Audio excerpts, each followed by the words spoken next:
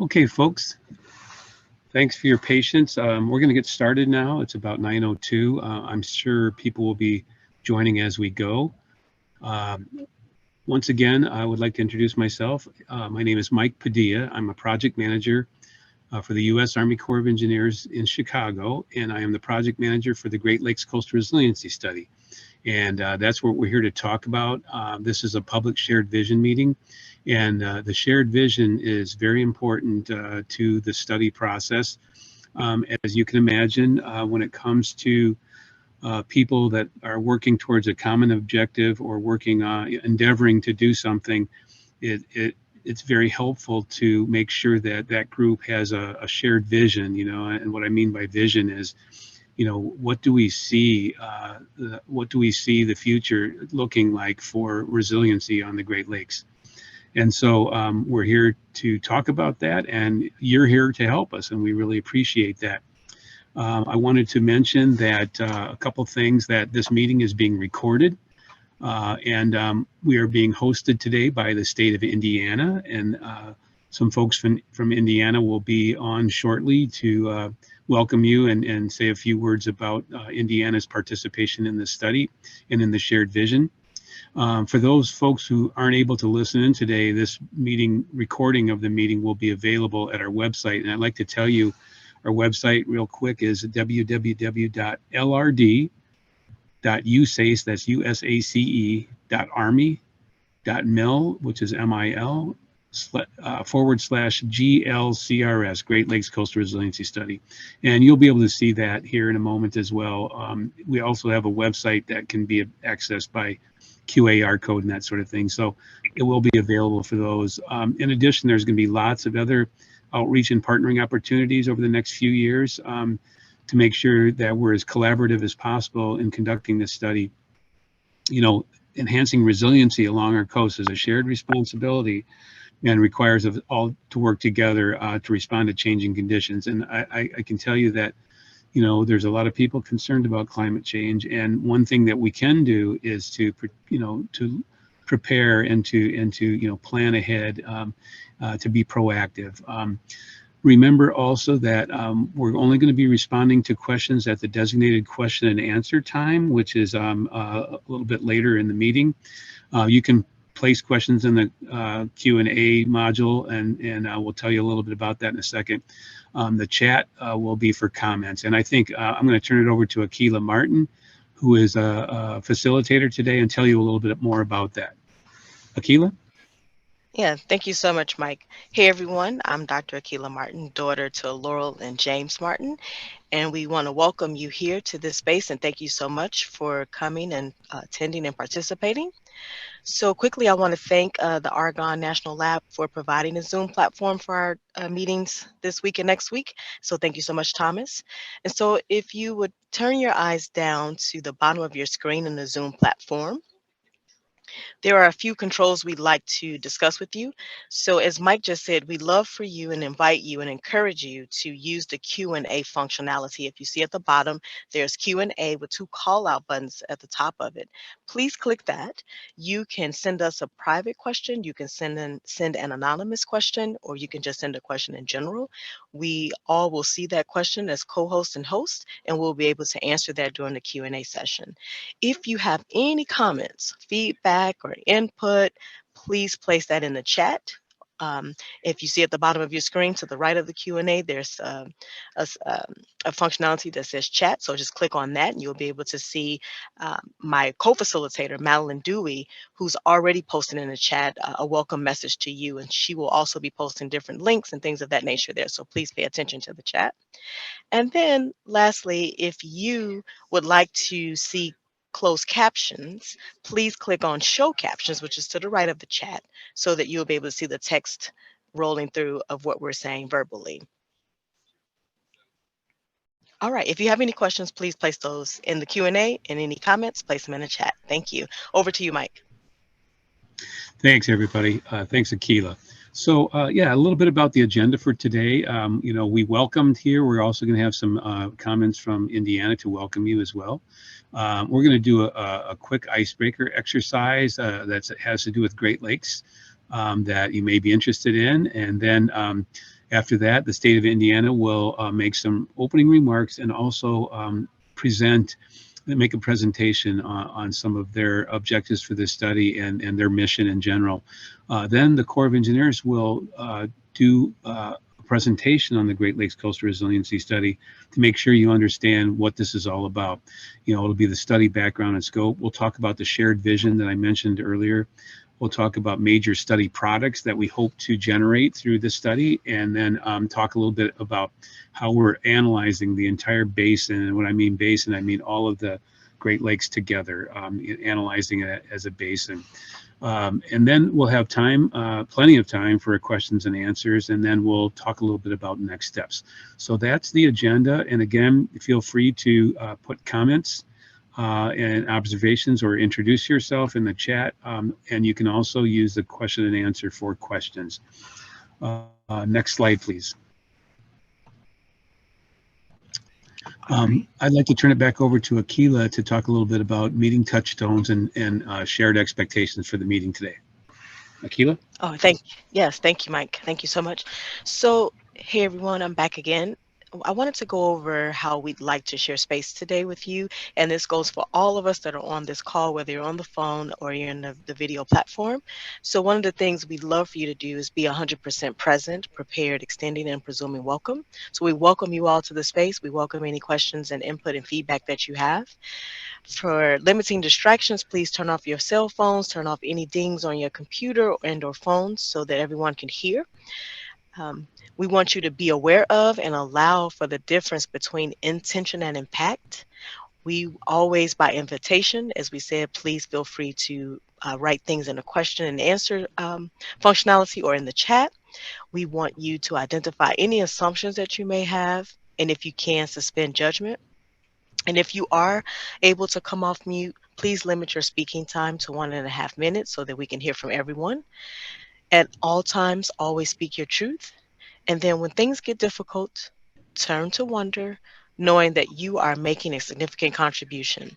And we want to emphasize that to expect non-closure, because we may not be able to answer all questions or respond to all comments. We will try our best to get those to you throughout the duration of this study. And then please keep us moving forward and focused on the meeting purpose. Thank you so much. So once again, we want to emphasize one more time. If you have any questions, please use the Q&A functionality in the Zoom at the bottom of your screen to send us a question. If you have any comments, any feedback or input, please use the chat. Thank you so much and welcome. All right, Mike, over to you. Thanks, Akila. The Corps of Engineers has a mission for water resources, many different types of missions across the nation and on the Great Lakes. And so because of our facilities like locks and dams and other types of facilities, we are very concerned about resiliency, and we've looked into it quite a bit. We've studied it and have made preparations. Our Corps of Engineers definition for resilience is the ability to anticipate, prepare for, and adapt to changing conditions, and to withstand, respond to, and recover rapidly from disruptions. Resilience is a trait that results from effective adaptation and preparedness. It's a holistic approach to identifying threats, vulnerabilities, and opportunities, and a way to try to prioritize and smartly fund things, to address what's happening.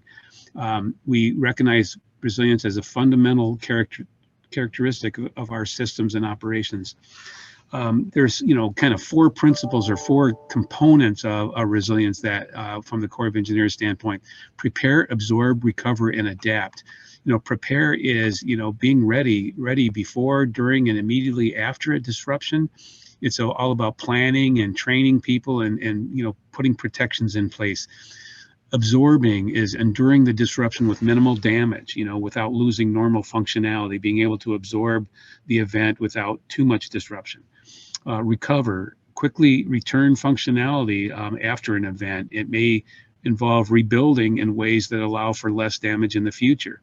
And adapt, always adapt, make changes that reduce negative impacts in the future. So that's the Corps of Engineers when we talk about resiliency. And again, we'll tell you more about this study in general, but it's a it's a coastal resiliency study for the entire Great Lakes. And so this is kind of important to us. And I hope you understand these concepts and how we try to prepare for events, that disruptions and things like that. Next slide, please. And then we'd like to take a moment to ask you, what does coastal resiliency mean to you? And we actually have an exercise here that Akila will direct. So go ahead, Akila. Yeah, thanks, Mike. Thank you, everyone. So we have a platform called Poll Everywhere where we'd like for you to navigate to. Madeline has placed the link in the chat, and for those that may be on the phone and can't see the chat, I'll read the link out loud. So it is a Poll Everywhere site. So the site goes POLL for poll, EV.com.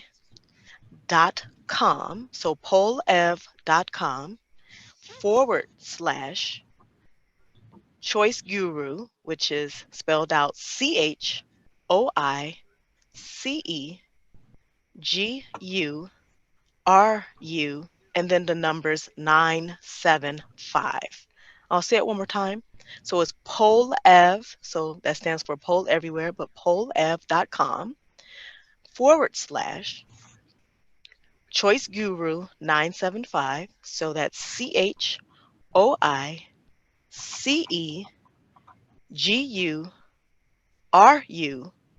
975. If you'd like to navigate to the poll site with your phone, we do have a text feature. If you would like that, I'll read the number to you, and also it's in the chat. The number is 22333. One more time, the number is 22333, and you want to text Choice Guru 975, and then whatever words, statements, or phrases or sentences you'd like to add to the poll. You can also use your phone to scan the QR code that's on the screen to navigate to the site as well. We'd love for you to respond to, what does coastal resiliency mean to you? You can respond as many times as you like. We really appreciate that. And I will now share my screen so that we can see the word cloud come aloud.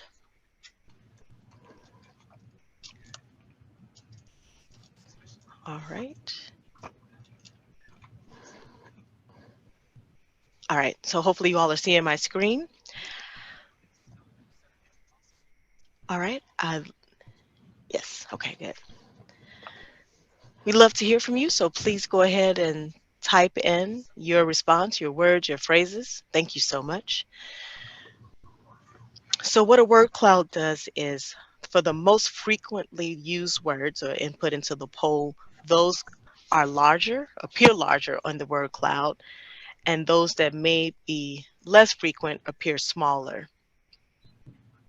So thank you so much. So as you can see, hazards must be input very frequently because it's very large.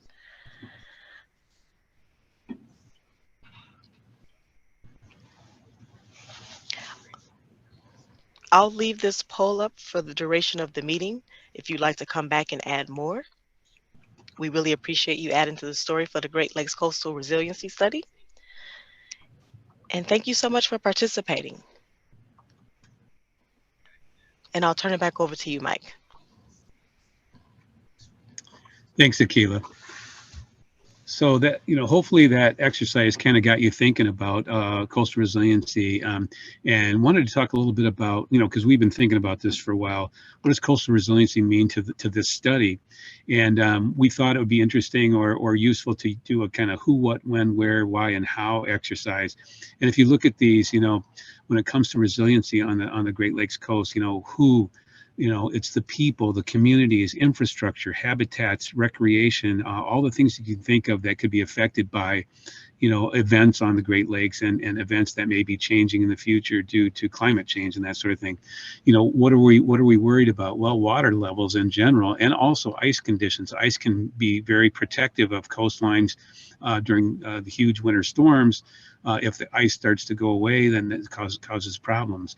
We're also looking at a range of possible climate change. Everybody knows we can't predict the weather, but we can, kind of narrow into a range of possible scenarios for climate change and weather. When both short-term and long-term, we're really looking at the short-term. Everybody is interested to make sure that we know what the lake levels are going to be doing. We also kind of want to know what's happening long-term. Will lake levels get higher and lower on a more frequent basis than in the past, that sort of thing. And then the where is really easy. We're really talking about all the Great Lakes coast.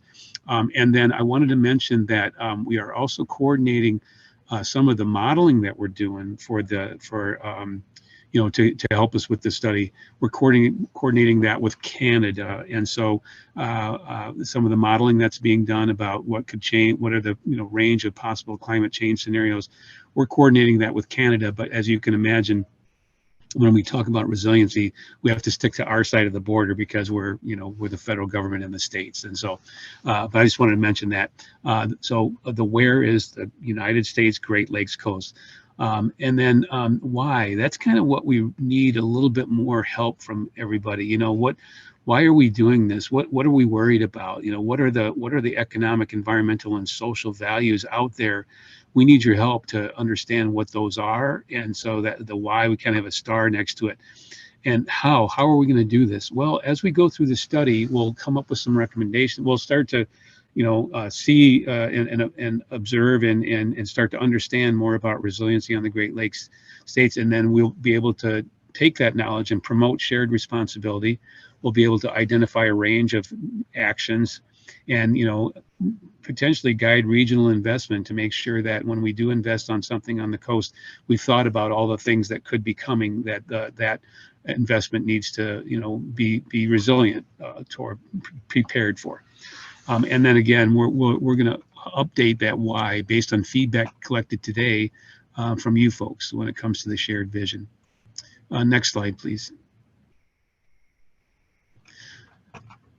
Akila? Yeah, thank you so much, Mike. Thank you for those wonderful words. So I'd like to bring to the stage Jenny Osborne and Joe Axel. Jenny is the program manager for Indiana's Lake Michigan Coastal Program, and Joe is the Coastal Resource Coordinator. And so, Jenny, welcome to the stage. Please, we're excited to hear your remarks. Thank you. Good morning. Welcome to our public input session for the Great Lakes Coastal Resiliency Study. We are one of the 8 Great Lakes states hosting a public input session. My name is Jenny Osborne, and I'm the program manager for Indiana's Lake Michigan Coastal Program. And I am joined by Joe Axel, our Coastal Resources Coordinator for the Coastal Program. If you have any questions or comments regarding the Indiana Coastal Program and the Great Lakes Coastal Resiliency Study, you can reach out to me as a point of contact. I believe our information is included. This study is important for Indiana's coastline as we are working to understand current and future shoreline conditions in response to a changing climate. Lake Michigan is dynamic, and certain areas of the shoreline are vulnerable to hazards such as flooding, erosion, storm activity, and fluctuations in lake levels. As you might be aware, our 45 miles of shoreline contain all types of uses: public parkland and natural areas such as the Indiana Dunes National Park and Indiana Dunes State Park, industry, residential developments, marinas, the Port of Indiana Burns Harbor, and commercial development. Through studies like this, we can pull together scientific data from agencies such as Army Corps, U.S. Army Corps, NOAA, USGS, and others, along with the knowledge of Great Lakes states officials, tribal nations, and you, the public, to set forth a vision of resiliency for our shoreline. In return for your input, we will receive technical assistance to implement our collective vision. This is an example of how states with coastal programs can coordinate at a basin-wide scale to leverage resources and knowledge. You will receive a lot of information this morning regarding the study. We just really ask that we encourage you to participate so that we're able to include all of your thoughts and considerations in the study. So thank you for participating today. I'd like to give you a bit of background information about our program if you're not familiar with the coastal program. So we have a short presentation.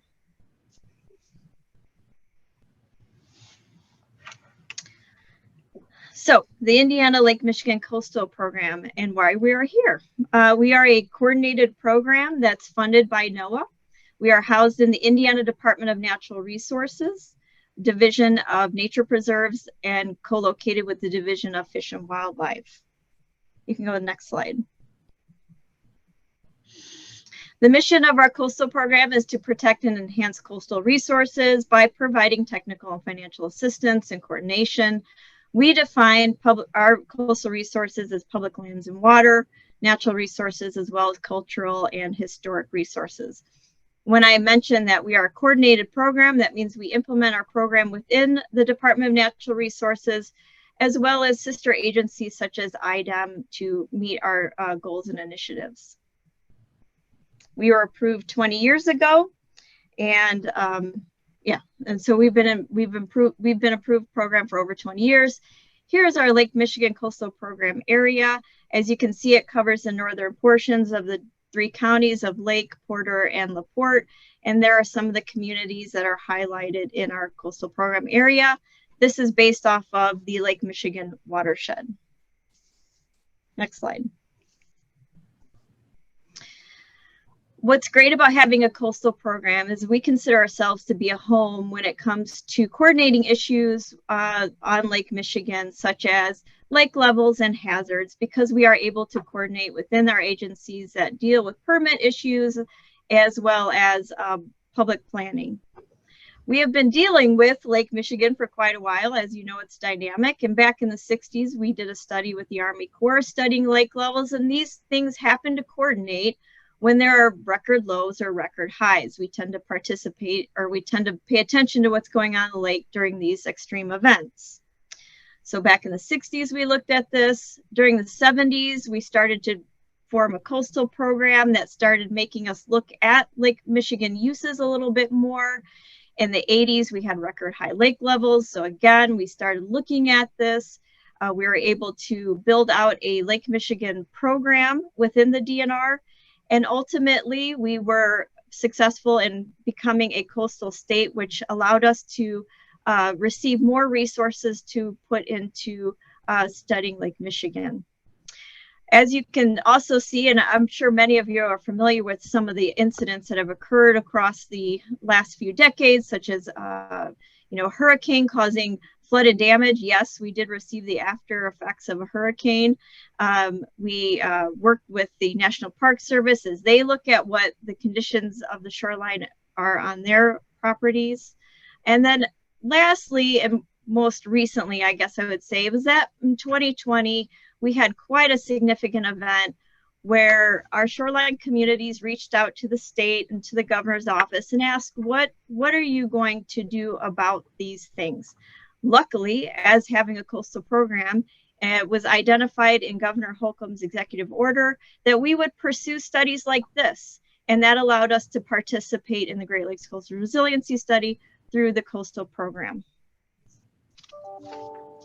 Next slide. So how is Indiana participating? Again, we are working through a formal agreement with all the Great Lakes states coastal management programs. We are a very close-knit group. We coordinate on many issues, and this one has really significantly brought us together. We receive funds from NOAA to use as our cost share for this study. The Army Corps requests a cost share for studies like this, and we were able to work with NOAA to utilize our federal coastal funds in the form of in-kind, work in kind, to put forth this study.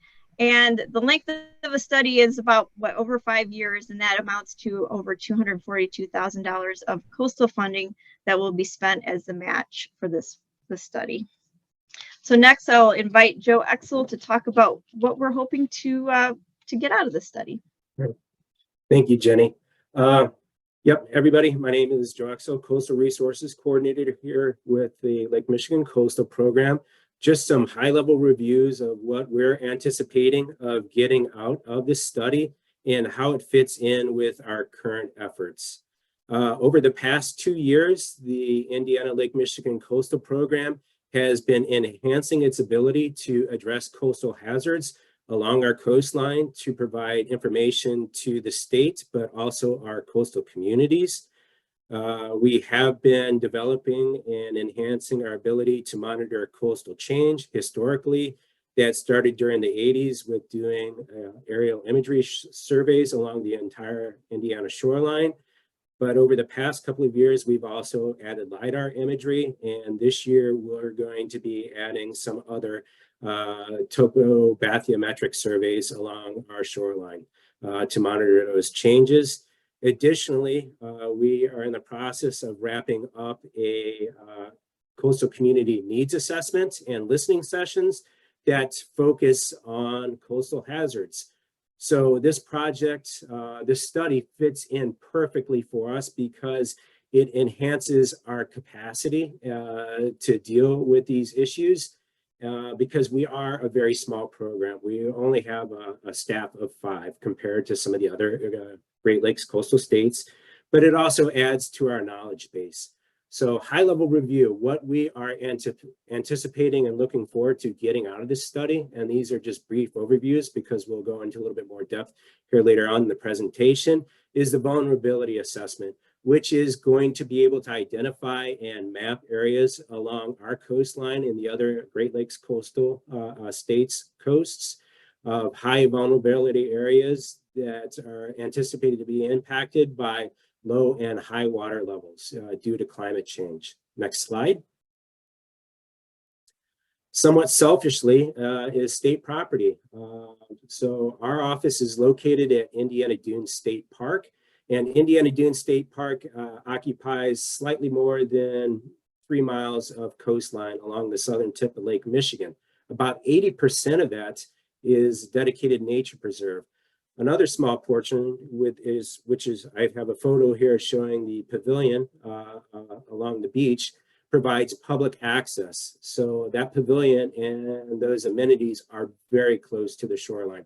So obviously we are concerned about maintaining our capabilities here at Indiana Dunes State Park. Next slide. Perhaps more importantly is coming up with a list of resilient actions to help lead us through these low and high water level periods, and that the coastal communities and the state can utilize to come up with informed decisions. Next slide. Lastly is the risk-informed decision framework. So basically this being a guidebook that is going to help the states, local municipalities, and others step through what can be often complicated issues in regards to coastal hazards along the shoreline and make their own risk-informed decisions on how they want to address and approach those different hazards, and that ultimately lead to improved resiliency. With that being said, I believe that's the last slide I've got. I'd like to turn it back over to the U.S. Army Corps of Engineers. Thank you. Yeah, thank you so much, Joe. Thank you so much, Jenny, for that wonderful presentation and those remarks. We really appreciate you hosting with us. All right, so I'd like to bring back to the stage Mike Padilla, who is the project manager for our Great Lakes Coastal Resiliency Study. All right, Mike, welcome. Thank you. Yeah, let's talk a little bit about the Great Lakes Coastal Resiliency Study. And so, you know, that acronym GLRCS, you'll be seeing that quite a bit here today. It was authorized by Congress in Water Resource Development Act of 2018 and 2020. So Congress asked us to do this study. And it, most likely it came because of the recent high lake levels that occurred after a period of low lake levels. And so they know that there's problems with both, and they wanted us to kind of look at this and how we can be more resilient. So we looked at this. They want us to make recommendations to them about this, and that's what we're going to do. So the Corps of Engineers, it has water resource missions, and the water resource missions, there's quite a few of them on the Great Lakes, and there are 3 Corps of Engineers Great Lakes districts: Chicago, Detroit, and Buffalo. And on behalf of Colonels Rockwell, Colonel Boyle, and Colonel Krug, I'd like to thank you for being here. Tell you a little bit more about this. We have key missions, our high priority missions on the Great Lakes and really across the nation are navigation, which is very important to the Great Lakes. Flood risk management, as you can imagine, is important to the Great Lakes. Aquatic ecosystem restoration, lots going on that along the Great Lakes. And then also emergency response. And some of you folks may also be familiar with our regulatory program. This coastal resiliency study really touches on all of these missions, and so it was a really good fit for us. Congress asked us to look into this. Next slide, please. So a little bit on the background. The overall objective really is is resiliency, to try to protect the long-term economic, environmental, and social value of the Great Lakes through proactive planning. That's why we're here, is to be proactive about what could be coming, due to climate change and that sort of thing. This is a mega study that the Corps of Engineers referred to as a mega study because of its cost and duration. It's $14.4 million that will be cost shared, 75-25 federal to state contribution. And then it's about a 5-year study. The study started in July of 2023 and will go until October of 2028. It's a very large and relatively long-lasting study that will allow us to really in-depthly look into the problems. Next slide, please. The general scope of this study is to do a vulnerability assessment. So right now we're busy working with our state partners to identify coastal areas that are likely or already or likely to become vulnerable to future flooding, erosion, and accretion. We're trying to identify, what actions can we do to address those vulnerabilities and improve resilience. And then, a big part of this study will be to come up with a plan. I think Joe mentioned it, some of the things that Indiana is interested in getting out of the study, is a plan, to be able to identify strategic recommendations and to get in, help with prioritization of future investments that would help to, improve coastal resilience. Next slide, please. This is a collaborative approach. It's not just the federal government coming in and looking around and doing things. It is collaborative with the 8 Great Lakes states that are our partners. Also tribal nations. We've been coordinating with the tribal nations quite a bit since we started this study in July. We're also coordinating with other federal, state, and local agencies to make sure that we get their input and collaboration on this. And of course, folks like you that are here today, those that live, work, and recreate on the Great Lakes states, we want to make sure that we get input from you all into this study. Next slide, please. Here's some of the questions that you may be asking, and people out there may be asking, is how could climate change affect my coastal community? And this is the question that we're asking ourselves in this study, so that we're prepared, that we have some resiliency. Is your favorite beach underwater? I know in the city of Chicago, after the high lake levels in 2020, there's beaches that are gone that used to be there. They're just not there anymore. How will tourism be affected in my town? What about fish habitat? Fisheries is very important to the Great Lakes. Flooding, everybody worries about flooding and the damage that could occur. And then when it comes to boating and shipping, commerce, having boats that, if the lake levels are too low, boats bottoming out, or if vessels can't get through because of low lake levels, they may need light load, which is basically increased shipping costs. They can't take advantage of their entire, cargo capacity. They have to light load to get through, and other types of effects. So people are concerned about these things, and these are the kind of things that we want to be looking into.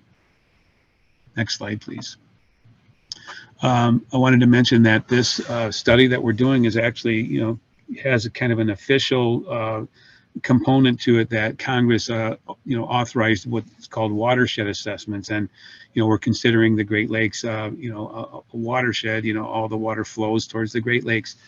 And we're basically, in order to do this type of study, we're following engineer regulation that's shown here from April of 2022. So it's fairly recent.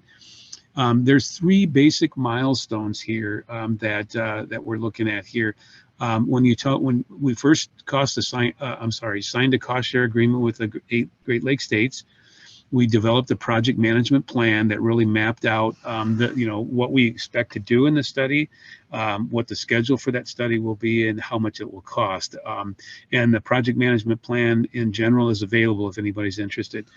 The first milestone is the shared vision milestone. And again, when it comes to shared vision, it really, when you have a group of people that have a common objective, it's really good to develop, a shared vision and come to an agreement or consensus about what the vision is for the work that you're doing. So for this study, we're going to develop a shared vision. That's why you're here today, to help us with that. That's the first milestone.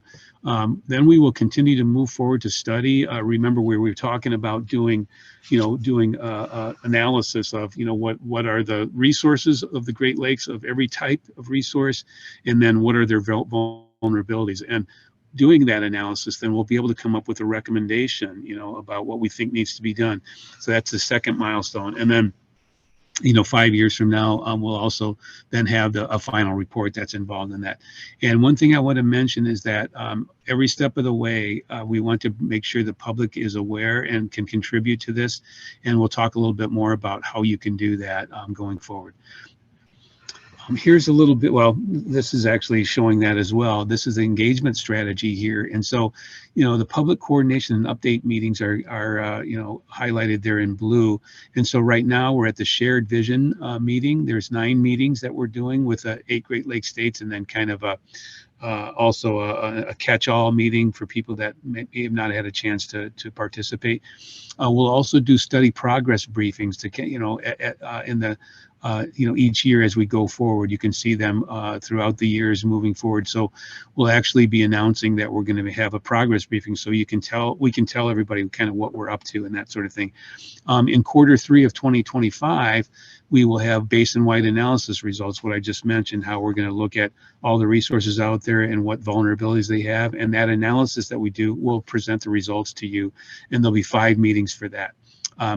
And then as time goes on and we start to come up with our recommendations, we will present those recommendations to the public, to get your input and just to show you what we've come up with.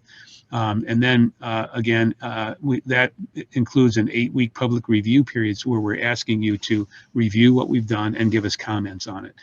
And then a few more study progress briefings at that, and then we'll end up with a final report in October of 2028. I do want to mention at the bottom of the page, you can see that QAR code. We mentioned a couple times that you can, go to our website, and then if you subscribe to the website, then you'll be able to receive email blasts regarding study updates and announcements of future public engagements. So we'll be sending out regular announcements through email to tell you kind of what's going on, updates, progress, but also just announcements of future public engagements that you may be interested in and can prepare for. So it's important that if you're interested, please go to that website and subscribe. And also we have in the chat, we show that website as well. So you might just want to click on that so that you can subscribe. Next slide, please.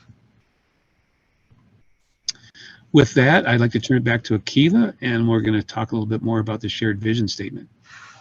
Yeah. Thank you so much, Mike, for giving us the study overview. Really appreciate that. And now I'd like to welcome to the stage our illustrious planner at the Chicago District, Kara Patello, to discuss the development of the shared vision statement. And welcome, Kara. Thank you.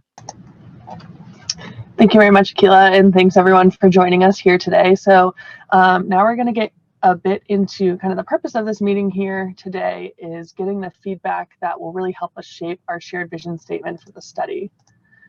So like Mike mentioned at the beginning, our goal of building resiliency throughout the Great Lakes is really a collective effort. So it requires a lot of commitment from our team, but everyone throughout the Great Lakes and everyone involved in this effort to really make this happen. So this shared vision statement is going to hopefully serve as our guiding principle through the various stages of the study over the next 5 years. to keep us on track and to make sure that everyone involved in the study is really aligned around that common purpose, around why we're doing this and why we're undertaking this effort. So we're here today because we really want to make sure that we're developing a statement that doesn't just resonate with our study and our team, but one that kind of describes an ideal state for the Great Lakes coast over the long term. And so we really want to make sure it's resonating with everyone who cares about the Great Lakes, and that's why we're really excited to have this meeting and to have you all here today to give us some feedback on some of the statements that our team has drafted.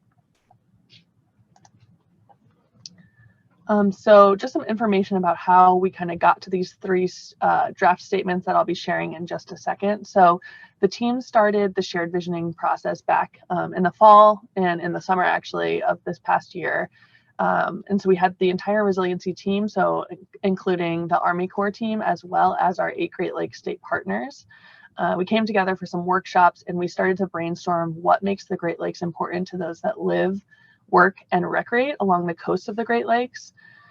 So we had some workshops, and then we also extended the conversation to tribal nations during the BIA's Midwest Regions Partner in Action Conference last fall.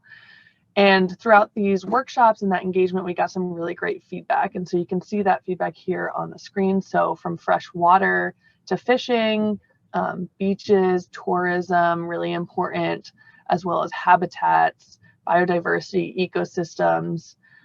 It became really clear to us that the Great Lakes are an irreplaceable part of the identity of many people and many communities throughout our region. And so we took all this feedback and we started to think about it, and we saw some themes emerging, and you can see them kind of listed here in the top in those blue columns. And so those themes were really resources, recreational opportunities, the natural environment, as well as the intrinsic and cultural value of the Great Lakes. All right, and so then the resiliency study team took this feedback and we thought about what makes a strong vision statement, because we want this statement to be guiding us and, again, aligning us throughout the next 5 years. So when we're thinking about catchy slogans, we want ours to kind of be a catchy slogan. So it should be simple, it should be really clearly interpreted, and definitely memorable. So these are the 3 statements that our team, so again, the 8 Great Lakes states and our Army Corps team has drafted. And again, these are draft statements, so we're sharing them today to get some feedback on what you like about them, what you think maybe could be improved. And then our team is going to take all this feedback back to the drawing board with us. We'll use it to revise our final shared vision statement, which will then be shared on the study website. But I will now read the 3 statements that we have prepared as draft options. And so our first is that our vision for the Great Lakes coast is to improve and protect their ecosystems, recreational opportunities, cultural significance, communities, and economies to be resilient for present and future generations. Our second option is to support, strengthen, and protect their natural resources, recreational opportunities, communities, economies, and quality of life for current and future generations. And then our third option is to ensure a resilient and sustainable future for vibrant coastal communities, abundant natural and cultural resources, and thriving economic assets. And so they might seem kind of similar, and that's because we used that feedback to help us generate some options. But again, we really want to hear if there are certain things you like about one more than the other, or something that you think we should include, something important to include. So again, this vision, we really want it to be a collective one, so we're really looking forward to the thoughts that you might have to share with us. So we want to hear, do these statements capture your vision for a resilient Great Lakes coast? And then if not, please tell us why. So I would encourage you to put any thoughts you might have in the chat, anything you like about these statements. If they don't capture your shared vision, please tell us why. And then if you would prefer to submit your feedback a little less publicly to the group, feel free to send a direct message in that chat function to either Akila or Madeline, and they'll read it aloud with the group. Or if you would prefer to submit anonymous feedback, you can do it through that Q&A function where you can check that box for anonymous. But we would really love to hear any thoughts that you have about our shared vision, so we can really come up with a shared vision that resonates with as many of us as possible.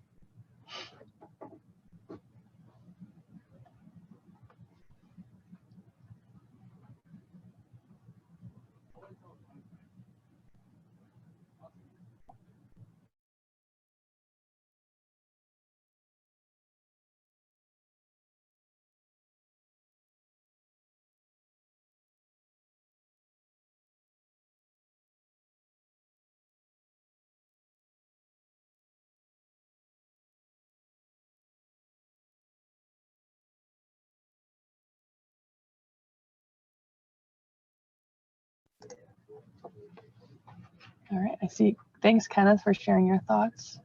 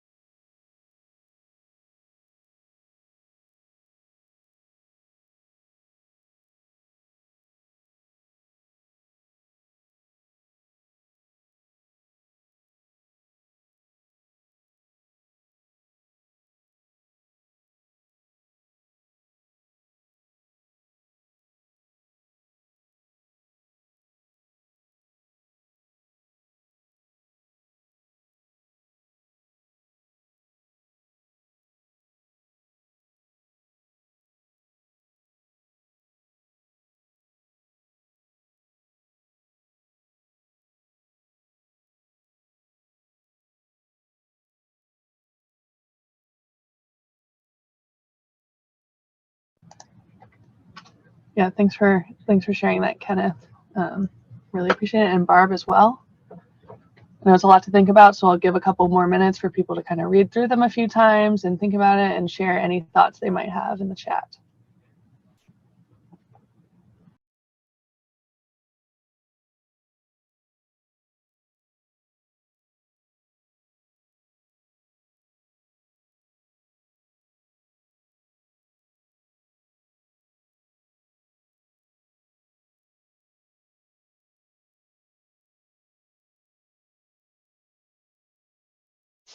Kara, I do have one that I'd like to share, if it's okay.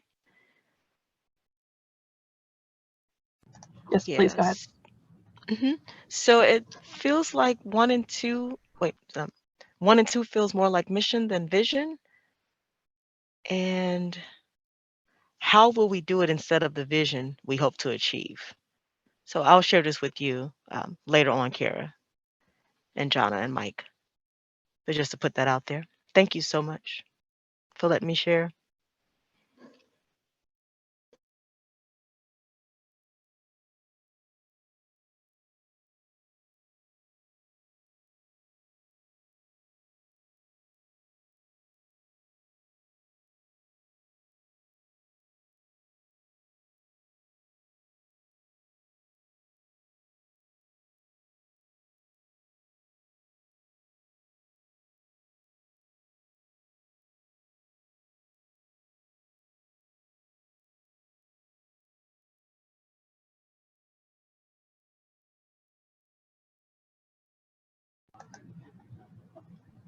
Okay, and then, yep, thanks, Susan, for sharing, and Scott as well. We'll definitely be taking all this feedback back to the full team with us, and we'll be collecting feedback throughout our 9 public shared vision meetings, as well as 2 shared vision meetings with the tribal nations.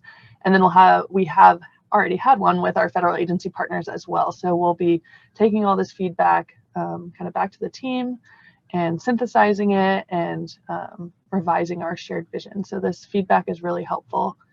And if you have any additional thoughts that come to mind through the rest of the meeting, I see some more feedback is still coming in. So really encourage it to put it in the chat. And then again, if you would prefer to send it directly to Akila or Madeline, please do so. But building upon that great discussion and those thoughts that you all have shared, the team put together a shared vision exercise. So I'll take a second here as well so you can navigate. You can see the link to the website here at the bottom of the screen. And so if anyone's joining just by phone or is having a hard time reading it, the website URL is glcrs.evs.anl.gov/shared vision. And so our team created this website so you can tell us which vision statement you like the best. Again, these are all drafts, and so this is just more information to help us refine our shared vision and make sure it really represents everyone's vision of the Great Lakes coast. So if you can go to this website, you will be able to see a screen that looks similar like this, and it has our 3 shared vision statements listed on it with a box next to each one. And so in the boxes, we are asking for you to enter 1 for your top choice, so the one that you like the best, 2 for your second choice, and 3 for your third choice. And we're asking that everyone please only just submit one response because we want to make sure that everyone's voice gets heard equally. But this website will be live for the rest of the meeting. We're having it, it's going to be live only during the public meetings that we're having. But like I said, I think we have 6 more meetings after this, and we'll share that schedule in just a minute. But if you need more time to think about it, think about the shared vision, something comes to mind after the meeting, we definitely invite you and welcome you to come back to one of our future meetings to share additional feedback. So this is our schedule. As you can see, we've already hosted a meeting in Pennsylvania and Minnesota, but there's plenty more opportunities to get involved. And so again, if you want to come back to any of these future meetings, we encourage you to share additional feedback then or throughout the course of the meeting. And then also if you have friends, colleagues, or neighbors that you think would be interested in providing feedback as well, this schedule of the meetings is available on our website, which we'll be sharing the link for, I think, a couple more times throughout this meeting. So plenty of opportunities to get involved, and really, really appreciate all of the thoughtful feedback we've gotten today on our shared vision. So thanks for being here and thanks for being a part of it. Thank you so much, Kara, for sharing the shared vision with us. And thank you so much, everyone, for commenting and providing your feedback. We really appreciate you partnering with us. And now I'd like to bring to the stage our amazing planner, Jana Potoff, who is also a planner at the Chicago District, to discuss the major study tasks. Welcome, Jana. I believe you're on mute, Jana, if you are speaking.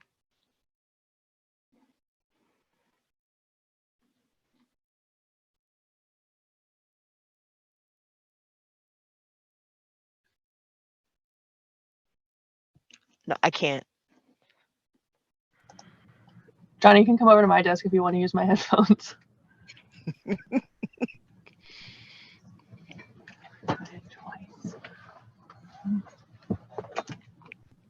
All right. Welcome, Jana.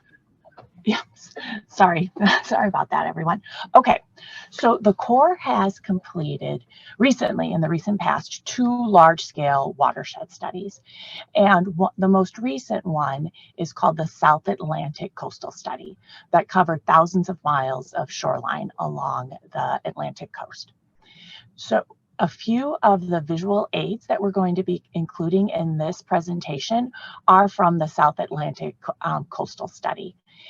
With our study, once again, we're covering 5,000 miles of shoreline, and so it's a large area.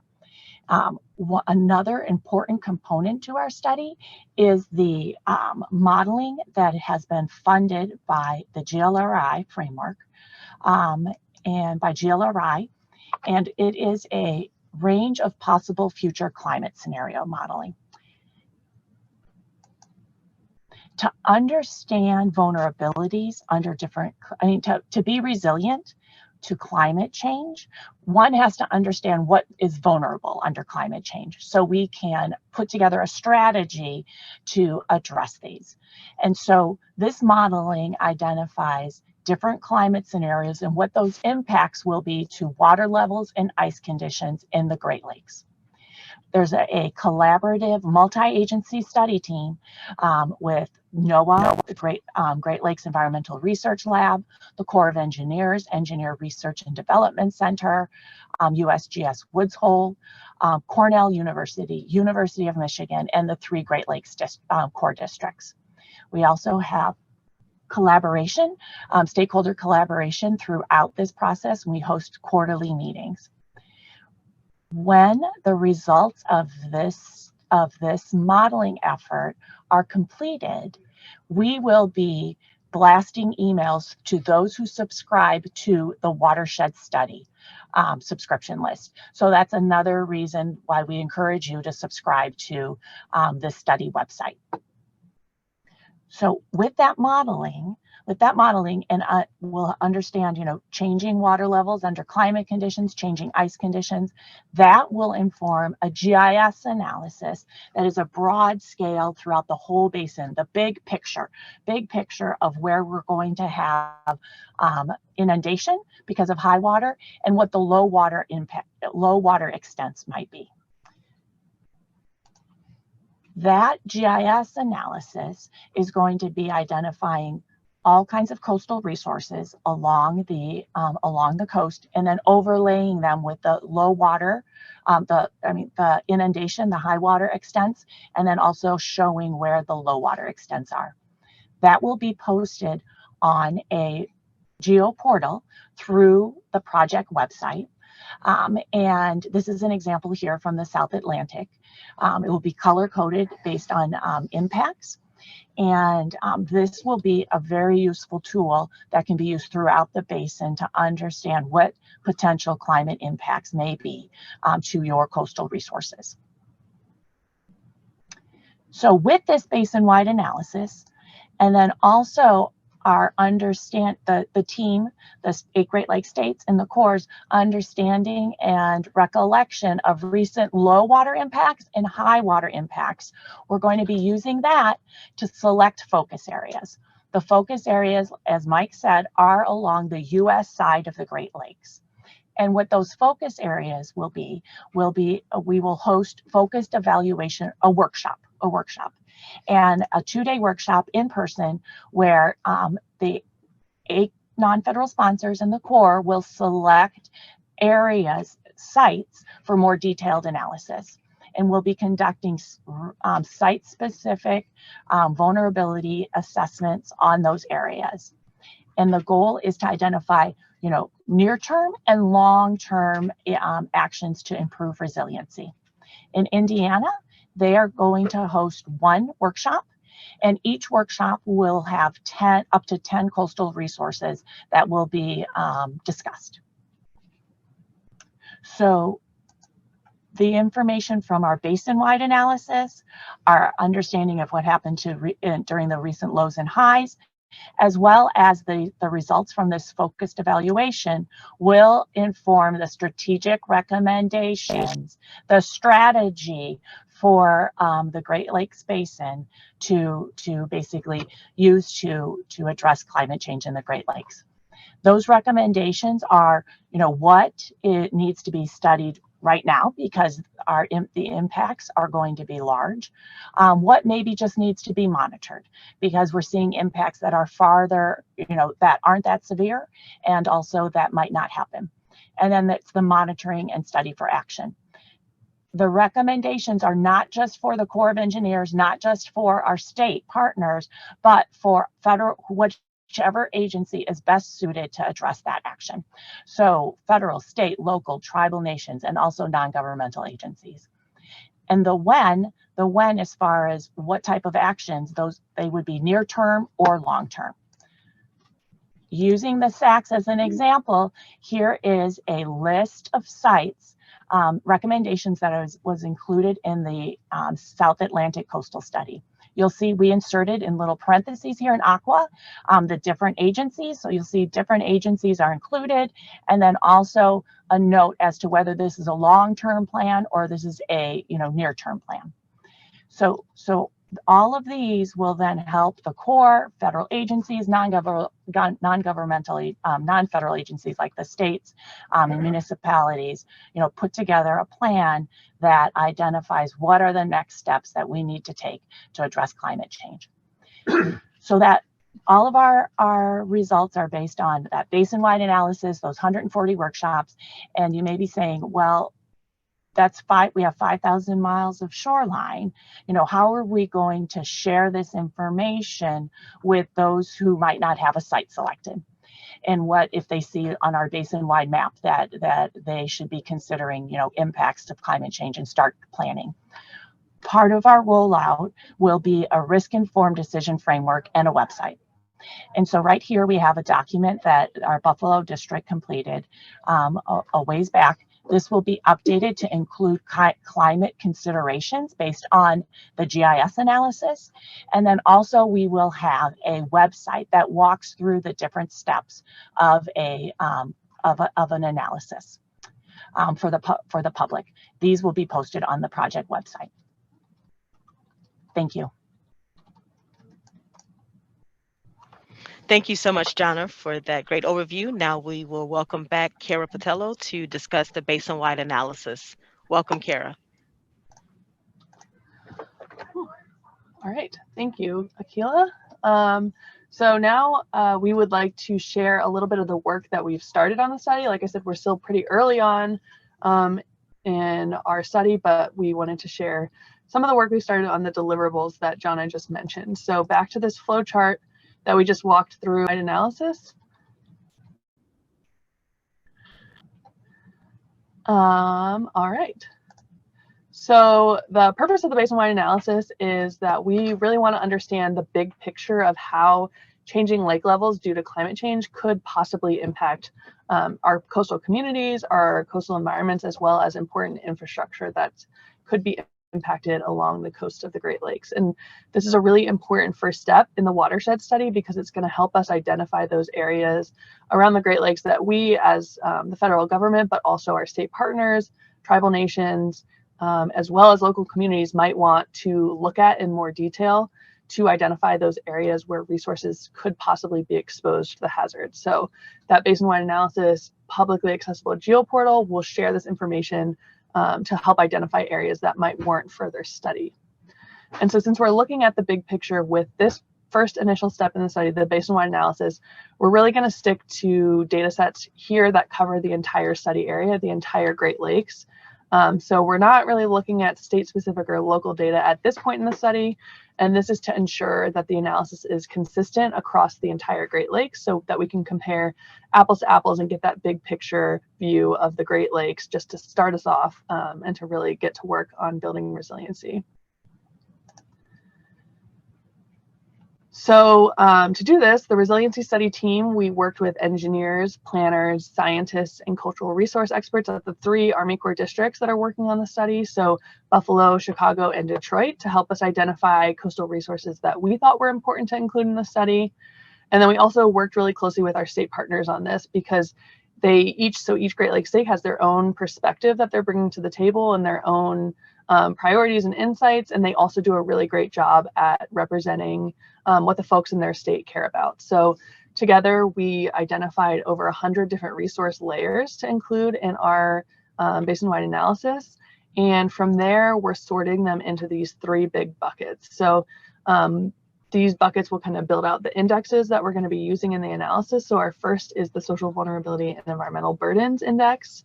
We have one for environmental and historic resources, and then a third for population and infrastructure resources.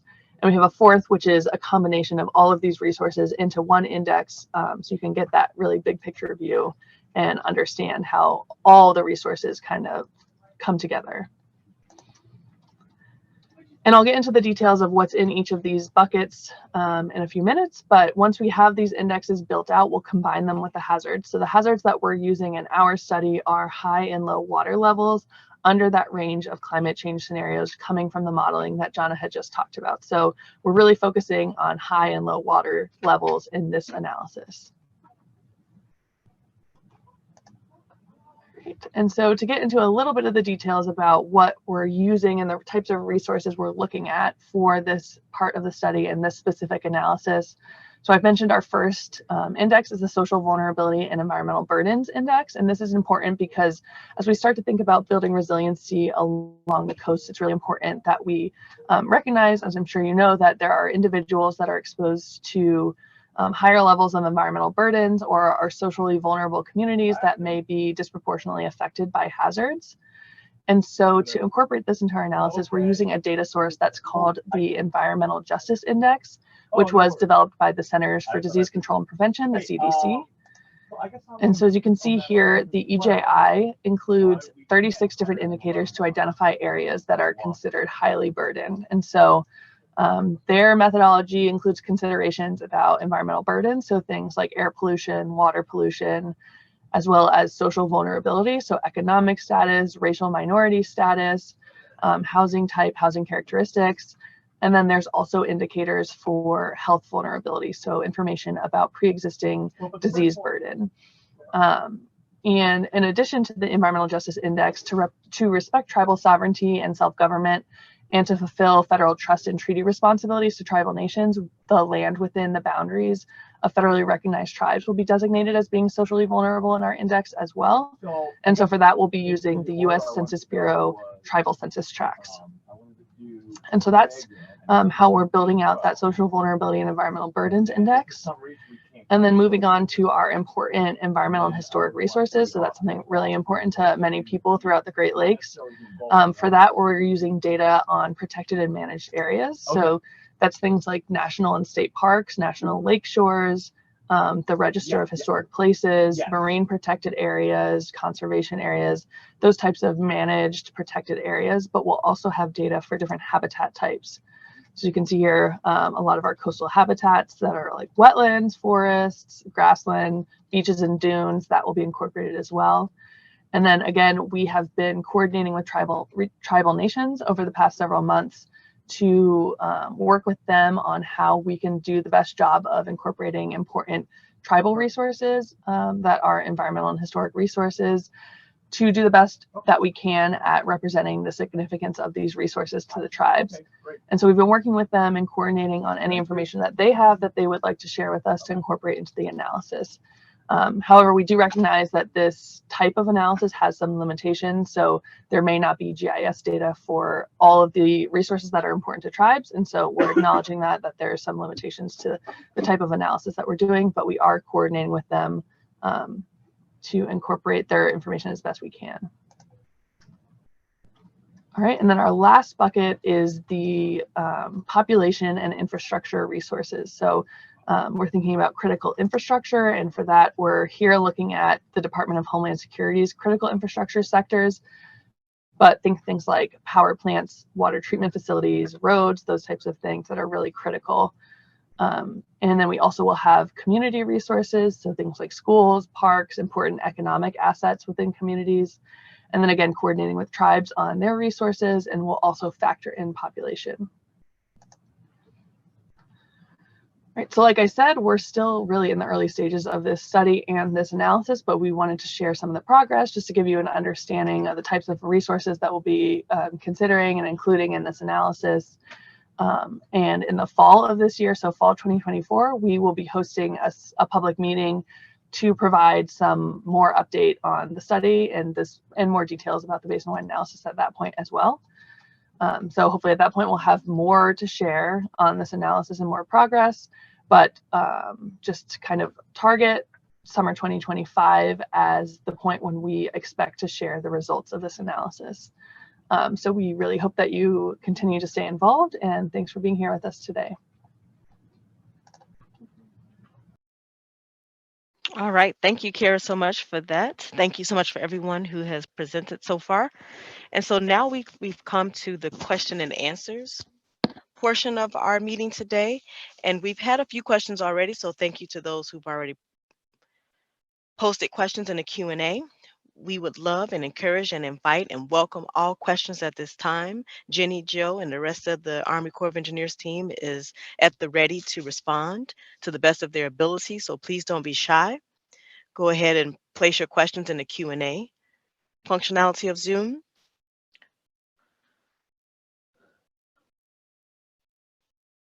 Or you can send myself or Madeline Dewey a direct message if you want a more private question and we can state it out loud.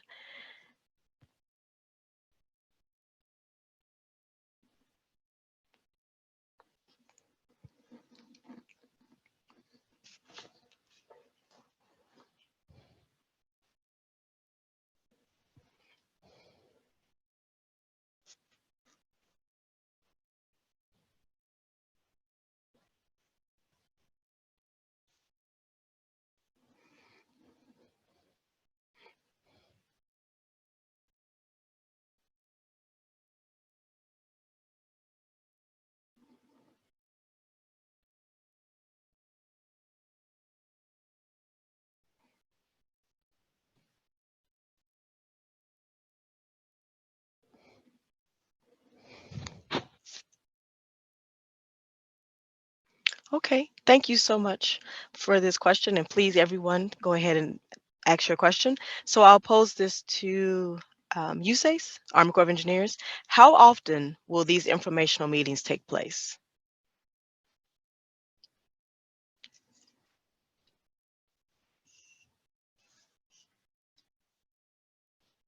I think John is trying to speak. Kara, go ahead. Yeah. I think I can hear her from across the hallway, but so we'll just skip ahead just quickly and we'll come back to the question and answer. But this is our expected schedule. I don't know, John, if you wanted to speak to that. Yep, I can speak to that, and then we can go over it again after the Q&A. So right now, this is the third of our 9 public shared vision meetings where we are getting input from you all on our shared vision statement. We also have 5 study progress briefings spread throughout the next 5 years of the study. There's about 1 every year, give or take, a couple months. And then, as Jana previously said, that we'll present our basin-wide analysis results next year in 5 public meetings. And then once we get all of those draft recommendations, then we'll present them to you and followed by an 8-week public review period. So there's going to be a lot of opportunities over the next 5 years spread out to stay engaged with our study. Yep, so about twice a year, I think, is the cadence that we'll have with communicating and meeting with the public for questions and feedback and that type of stuff. All right. Thank you so much, Kara and John. I was about to put your names together for responding to that question. Thank you so much for asking. And so I have another question, and this is probably for Army Corps. And Joe and Jenny, please chime in if you'd like. So the question reads, will the basin assessment and consideration of high-low lake level scenarios be layered with concurrent phenomenon such as ice cover, upland inland flooding, which can meet at the lakeshore, erosion as it advances? Let me know if you need me to read that aloud again. Yep, so I think this is going to be a question for Jana about the modeling, but I can kind of talk briefly while it looks like she's calling in about how we're going to tie in the modeling into the basin-wide analysis. So that GLRI framework modeling is a separately funded, separate effort from what we're talking about today, which is the resiliency study. But we will be taking 4 different scenarios from that modeling effort, as well as the baseline scenario, and that will be giving us the high and low water levels that will be used in the basin-wide analysis. So in the basin-wide analysis, we'll just be taking those high level, like the high lake levels, and kind of combining it with our hazards, and the low levels and combining those with the hazards as well, and seeing where they kind of intersect with the different resources that we have. And then Jana is here to talk more about what's going into that modeling.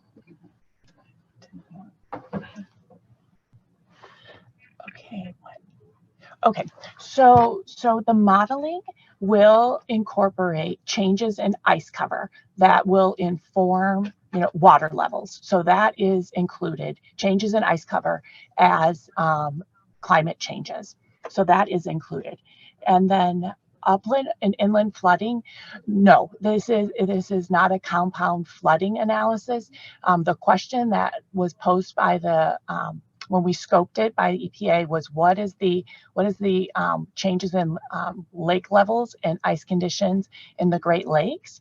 A compound flooding, which is the upland inland flooding, that the results of our analysis can be used as like the boundary conditions for an upland flooding.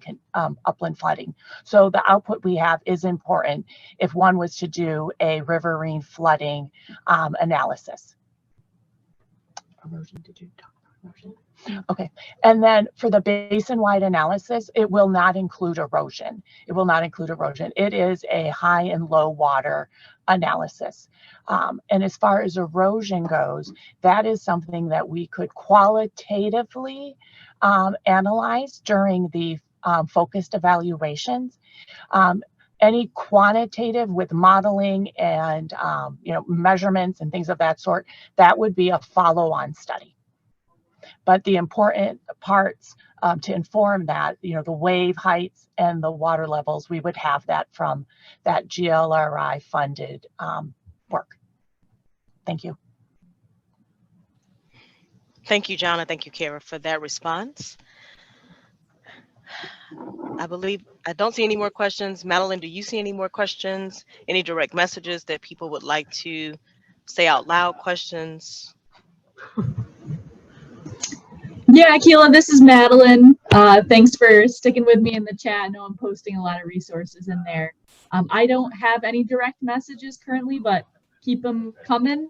If you do have something, I'm happy to get that question voiced anonymously for you if you direct message me in chat. I'll keep an eye out. All right, thanks so much, Madeline. All right, we'll wait a few seconds, and I'll also invite Jenny or Joe or John or Kara if there are any other remarks you'd like to make right now before we move to the next slide.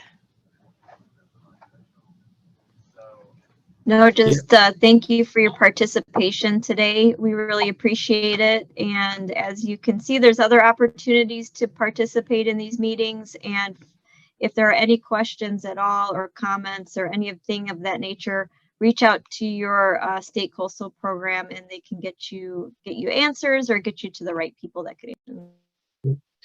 And if I can add in regards to the question about erosion, that might be a value add thing that DNR and Lake Michigan Coastal Program, as we start to grow out our coastal monitoring program. One of those things that we're going to be looking at is shoreline change. So whether it is erosion or buildup or accretion in there, we're going to be doing some actual in the field monitoring in addition to some of the LiDAR data that we're collecting. So that is something potentially that we can overlay with the results a little bit later on. So thank you for that input.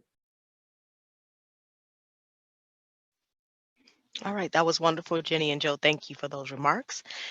And we want to thank you all for being here and participating. We have just a few more slides, and I want to invite John Paggio to the stage to go over the next steps. So welcome, John. Thank you. Thanks, Akila. So yeah, earlier we went over kind of the schedule of our future public study engagements, but I can speak a little on why we're doing them in the first place. So when the study was being scoped out, we wanted to have a local community focus. That's why we reached out to local coastal programs of the states, and that's why we're holding all these shared vision meetings this month. So the study scope includes regular study progress briefings for the public. Again, there are 5 over the next 5 years of the study. This is the 3rd of the 9 public shared vision meetings. 8 are hosted by each of our state partners who are cost share partners in the study. And there is 1 after hours meetings hosted by the U.S. Army Corps of Engineers if anyone can't attend these morning and afternoon sessions hosted by the states. And next year, we will be presenting the basin-wide analysis results in 5 public meetings, 1 for every lake. And then in late summer 2027, we'll have a public meeting for the draft recommendations, followed by an 8-week public review period. Next slide. So, these are a lot of engagement opportunities to keep a track of over a long period of time. So I'm going to, the best way to stay informed with our study is to subscribe to that mailing list we keep bringing up, where we'll send out periodic updates and notifications about future meetings and website updates to our subscribers. We also have a website that'll have more information about the study and the the schedule of our future meetings. Once we finalize the shared vision statement, we will post it on the website and alert subscribers on our mailing list. And as Jana said previously, once our modeling results are publicly available, we will send out an email blast to our subscribers of our mailing list. And you can subscribe to the mailing list using the links and the QR codes above and access the website as well. Thank you so much, John, for that. And so I'd like to welcome Mike Padilla back to the stage and Jenny or Joe for any final remarks. And thank you all again for sharing space with us. We really appreciate your participation and attendance. Please do subscribe to our website. All right, Mike, Joe, and Jenny, welcome. Joe and Jenny, any last comments? No, I think we covered it. You have this, Mike. Okay. Hey, thanks everybody. You know, I just want to thank everybody for participating today. Again, we want to make sure that we afford opportunity to everybody to have some input into this study, because it really is all about, you know, the people and on the Great Lakes. So thank you very much for participating. We're going to stick around for a few minutes. Normally what we do, oh, by the way, you can see the websites there if anybody hasn't had a chance yet to subscribe. But we're going to stick around for a few more minutes in case someone has a final question or anything. But, you know, again, just wanted to thank everybody for joining today. And the official presentation for today is over. So thank you very much for attending.